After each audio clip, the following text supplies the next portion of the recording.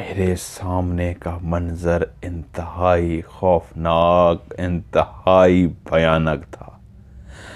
मैं एक ऐसे तय खाने के सामने खड़ा था जिसके अंदर दाखिल नहीं हुआ था। आखिरी सीढ़ी पे मेरा पाँव था और सामने एक बड़ा सा तय खाना था जिसकी पूरी नीचे वाली जो ज़मीन थी, फर्श था, उसके ऊपर एक बहुत बड़ी तस्वीरें बनी हुई थी। ऐसी खौफनाक और भयानक तस्वीरें जैसे सूरज को बना के उसके इर्द गिर्द आग को लगाया गया हो और उसका चेहरा किसी अजीब सी आँख की तरह हो, और उस तय खाने की दरो दीवार पे खून के छींटे थे। हर तरफ खून ही खून था, दीवारों पे खून के छींटे फेंके गए थे।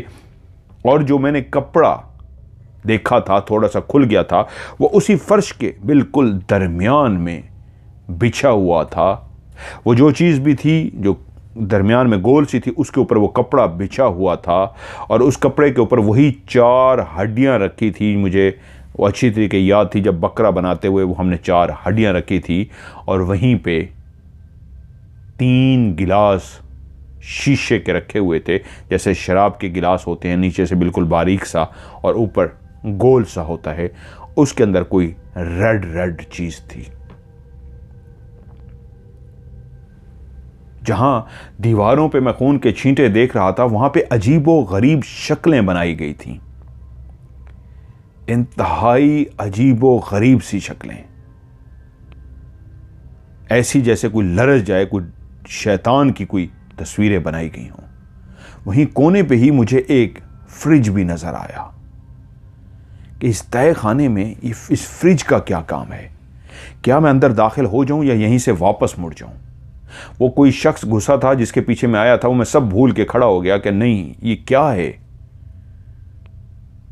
कि तभी मेरी निगाह ऊपर की तरफ पड़ी, उस तय खाने की जो ऊपर छत थी, उसके ऊपर खोपड़ियां लटकी हुई थी, इंसानों की खोपड़ियां, हर तरफ खोपड़ियां ही खोपड़ियां लटकी हुई थी। मैं डर गया।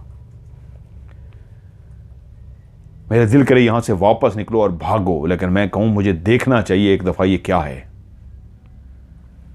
मेरी दिल की धड़कन बहुत तेज थी। अच्छा, मैंने कहा कुछ नहीं देखता, अपने आप से बात कर रहा हूं, फ्रिज क्यों रखा हुआ यहां पे। मैंने फैसला किया और मैं चलता हुआ फ्रिज के पास पहुंच गया। और जब मैंने उस फ्रिज को खोला तो उस फ्रिज में सिवाय उस खून के कुछ भी नहीं था जो शायद बकरा कटवाते हुए उन्होंने कहा था इसको फेंकना नहीं है। वो खून मुख्तलिफ बर्तनों के अंदर भर के अंदर रखा हुआ था। मैं फौरी तौर पे समझ गया कि उन गिलासों में भी खून है। मेरी जान निकल गई। मैं जल्दी से वापस आया, सीढ़ियां चढ़ना शुरू कर दिया, कहीं वो आ ना जाएं, जबकि जानता था वो रात को आएंगी और मैं ही उनको लेके आता। वो नहीं आ सकते थे ऊपर, घर खुद से नहीं आ सकते थे। मैं ऊपर चढ़ा, ऊपर चल के उसी तरह स्विच को बंद किया, उस दरवाजे को बंद किया, कबर्ड में कपड़े जिस तरह थे उसी तरह कपड़ों को वापस किया, अलमारी को उसी तरह खुला छोड़ा जिस तरह पहले थी। किचन में जाने की मेरे अंदर हिम्मत नहीं हुई कि मैं किचन में जा सकूं, खाना बना सकूं। मैं वापस भागता हुआ अपने क्वार्टर में गया और परेशान हो गया कि मैं क्या करूं। ये मैंने क्या देख लिया है, ये क्या हो रहा है। अब मैं अपने क्वार्टर में बैठा मुसलसल सोचे जा रहा हूं, कुछ भी पल्ले नहीं पड़ रहा, कुछ भी नहीं समझ आ रहा। तो वहीं पे मेरे दिमाग में ख्याल आया, मैं ये नौकरी छोड़ के चला जाता हूं, लेकिन जितना ये मुझे पैसा दे रहे हैं तो मुझे कोई भी नहीं देगा। पहले जिनके पास मैं काम करता था वो एक कम सैलरी देते थे, जिसमें से बड़ी कंजूसी करके किराया देता था, कंजूसी करके खाना खाता था और घर पैसे भिजवाता था। ये तो पैसे इतना ज़्यादा दे रही हैं, घर वाले भी जमा भी कर रहे हैं, उनसे बात होती है, वो खुश भी हैं, बच्चे खुश हैं, घर वाले खुश हैं, माँ बाप खुश हैं। मुझे इतना दे रही है, रहने को ठिकाना है, कहाँ जाऊँगा, क्या करूँ। मैं गरीब शख्स हूँ, गरीब शख्स के पास ऑप्शन भी तो नहीं होते, इतना पैसा कौन देगा। मैं कोई इनकी किसी बात में शामिल तो नहीं हूँ। मुझे जो काम कहा जाता है मैं तो वो काम करता हूँ, तो मैं क्या करूँ, छोड़ के भाग जाऊँ या करूँ। इस शशोपंज में मुझे कितनी देर हो गई मुझे नहीं पता कि उनका शाम को, रात को फ़ोन आ गया कि आओ हमें ले जाओ। और मैं वहाँ पहुँचा। पहुँचते ही उन्होंने मुझसे पूछा, तुमने खाना खा लिया है? मैंने कहा नहीं। कहती हैं रुको।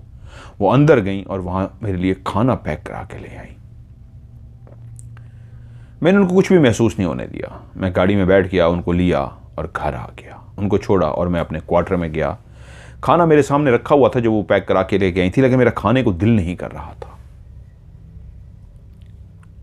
मैंने जैसे कैसे जहर मार के थोड़ा सा खाना किया और मैं लेट गया। मुझे नींद ही ना आए।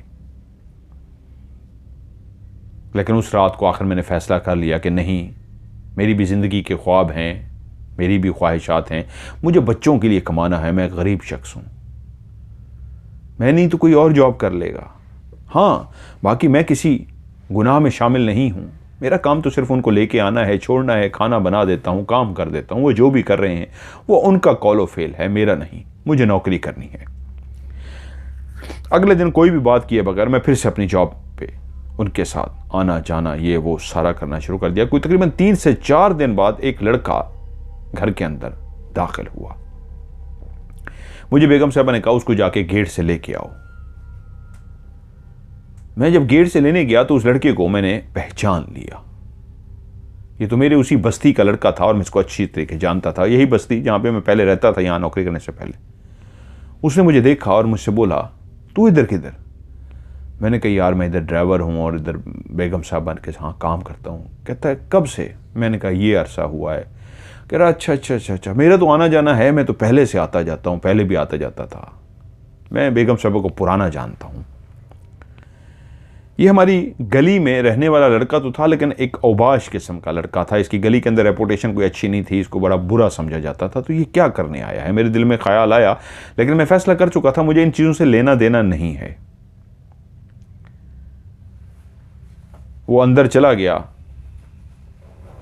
कितनी देर तक वो रहा और शाम को कब वापस गया मुझे नहीं पता, लेकिन मुझे ये पता लगा अब वो मुसलसल रोज़ाना आता और चला जाता। बाज़ औक़ात मैं उसको छोड़ने भी जाता था, लेकिन वो जब भी आता खुद था, जब वो जाता था तो इतना थका हुआ होता था, वो चल भी नहीं पाता था और गाड़ी में बैठते ही ऐसे गिर सा जाता था और कहता था चल यार मुझे छोड़ दे। और बेगम साहिबा की हिदायत थी कि इसको बस्ती तक छोड़ के, और मैं उसको बस्ती तक छोड़ के आता था।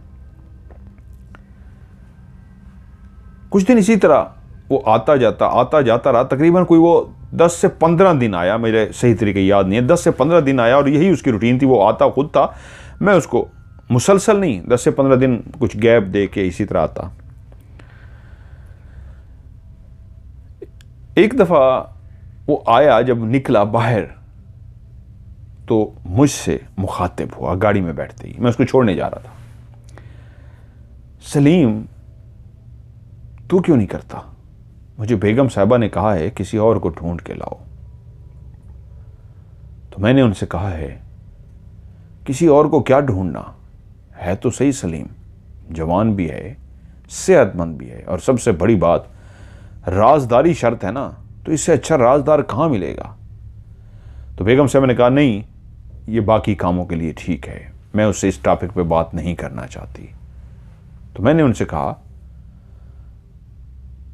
आप फिक्र मत करें, मैं आपके लिए कोई ना कोई बंदा काबिल एतमाद ढूंढ लाऊंगा। मैंने कहा किस काम के लिए? वो थोड़ा सा मेरी तरफ आगे बढ़ा और बोला सलीम पैसा बहुत है, लेकिन इसमें राजदारी शर्त है, जो राजदारी तोड़ेगा वो मारा जाएगा। मैं एकदम से चौंक सा गया। मैं कहा क्या मतलब इस बात का? कह रहा बस यूं समझ ले तेरे भी दिन फिर सकते हैं, नोटों की बारिश हो जाएगी तेरे ऊपर अगर तू ये बात मान जा। मैं कहा कैसी बात? कहता है बस तुझे कुछ भी नहीं करना होगा, वो तेरे कपड़े उतार देंगे, तेरे वजूद के ऊपर मुख्तलिफ निशान बनाएंगे। तुझे नज़र नहीं आ रहा होता तेरे वजूद पे कैसे निशान बना रहे हैं, तेरे बिल्कुल कपड़े उतरे होते हैं, तू एक ऐसे तय खाने में लेटा होता है जहां तेरी हर तरफ मोमबत्तियां जल रही होती हैं, तेरे पूरे वजूद पे खून के साथ निशान बनाएंगे वो लोग। उसके बाद वो अपनी कोई रस्म अदा करते हैं या वो जो भी करते हैं, कुछ पढ़ते हैं जो समझ नहीं आती वो कैसा है, वो अजीब व गरीब सा होता है। वो पढ़ते जाते हैं। पढ़ने के बाद वो जो वहीं लेटा होता है, वो तीनों बारी बारी पढ़ते हुए अपने ऊपर कुछ फेंकते हैं, जो लाल कलर की बोतल में से निकालते हैं जो फ्रिज के अंदर है। वो अपने चेहरों पे तीनों डालती हैं और उसके बाद वो तीनों भी बेलिबास होकर गोल गोल घूमती हैं।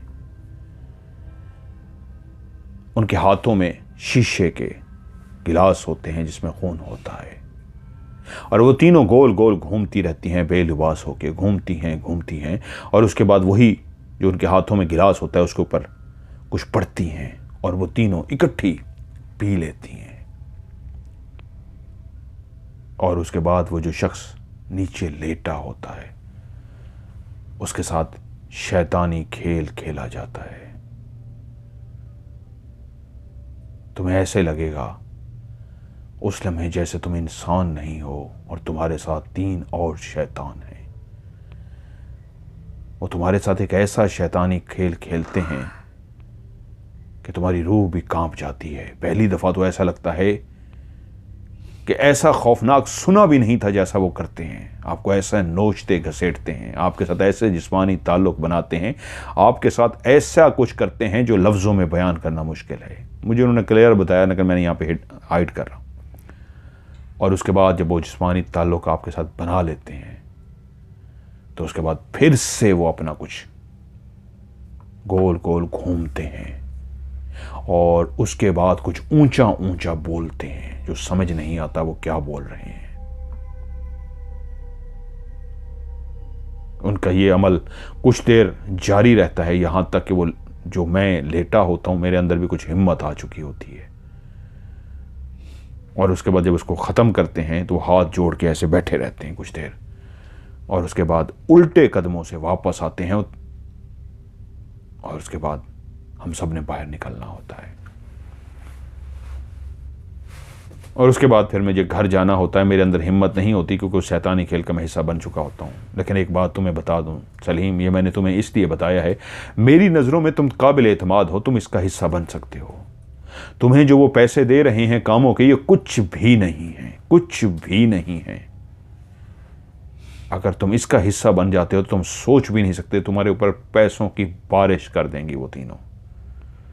लेकिन याद रखना,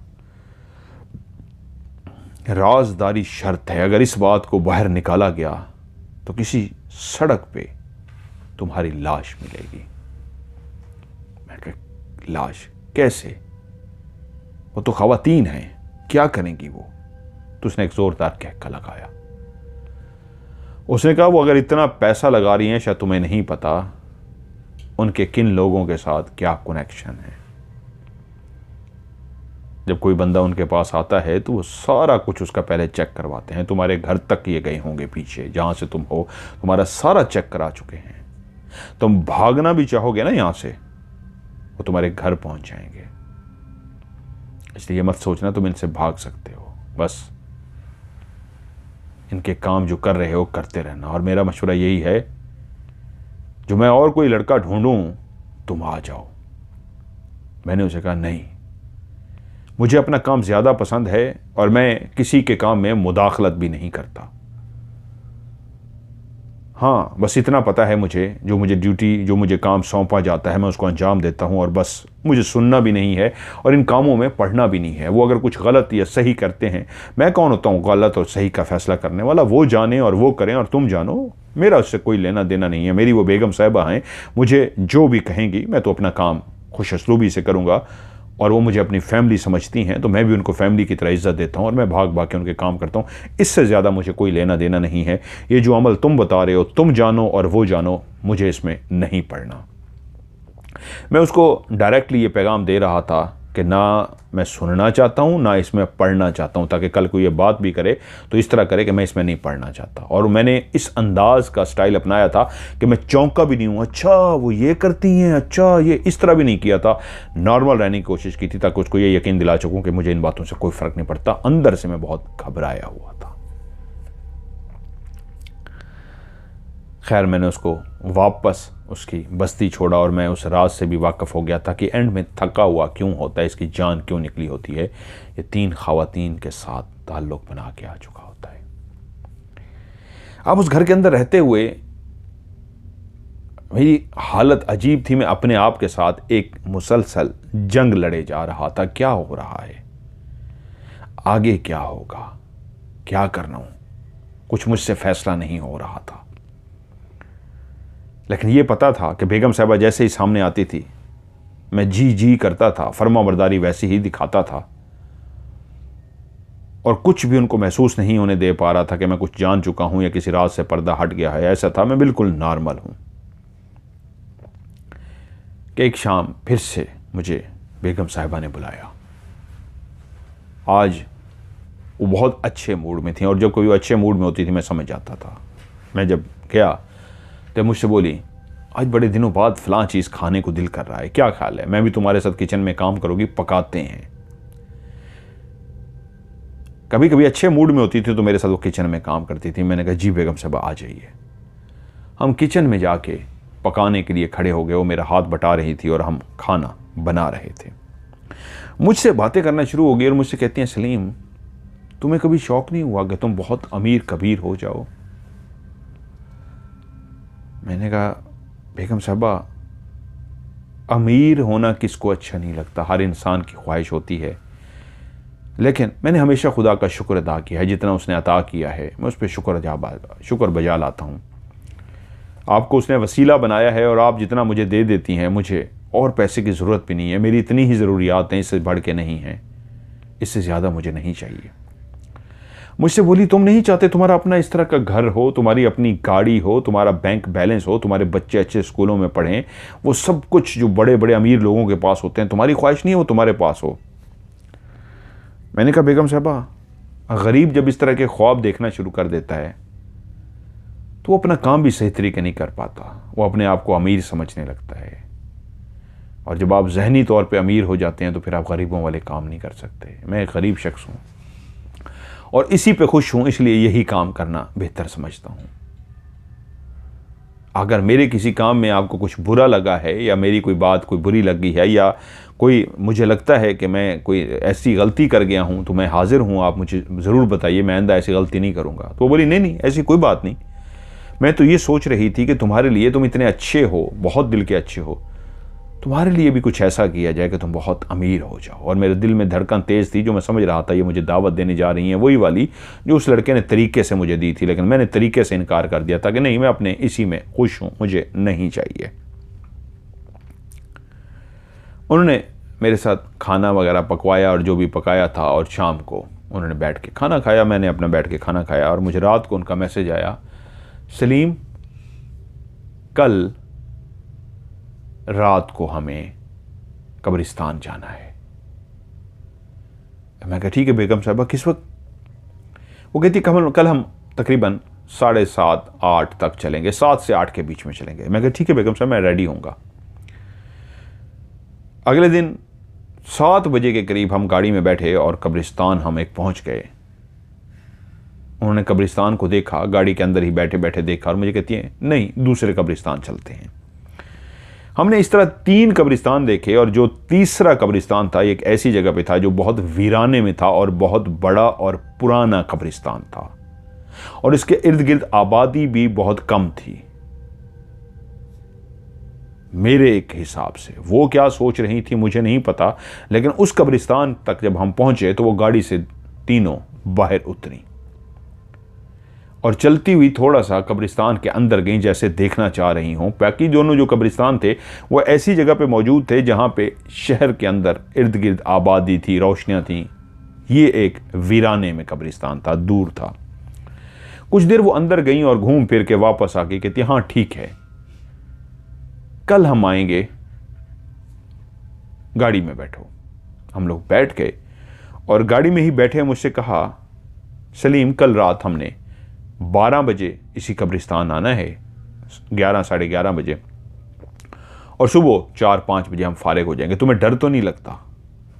मुझे डर लगता था, ये कैसे हो सकता है, मैं कब्रिस्तान से ना डरता हूँ।